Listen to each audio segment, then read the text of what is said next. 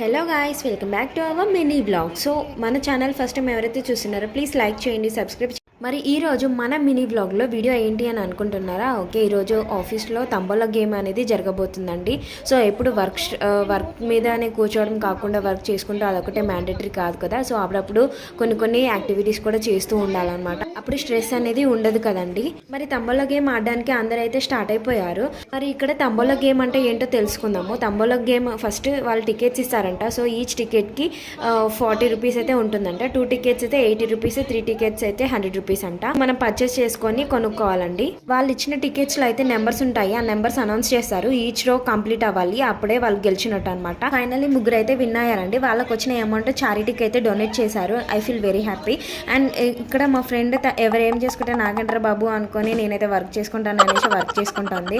ఇంకా this is our mini blog అండి. So please like చేయండి, సబ్స్క్రైబ్ చేయండి. Bye guys.